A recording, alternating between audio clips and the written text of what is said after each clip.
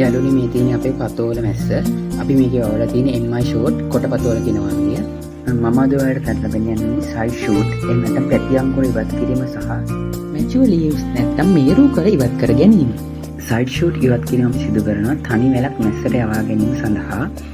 එහිදී ඉක්මනින් අපිට වැල මැස්සට යවා ගැනීමට හැකියාව ලැබෙනවා. දැන් මම මේ කරන්න යන්නේ මේරු පත ඉවත් කිරීම.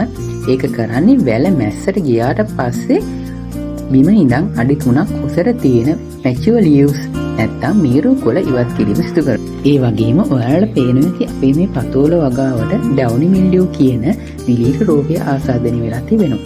ඒ රෝගය වැඩිපුරම බලපෑම් කරන්නේ මේරු පත්‍රවලට. එම නිසා අප ඒ අවස්ථාවේද මේරු පත්‍ර ඉවත් කර ගැනීම සිදු කරනු ලබනවා.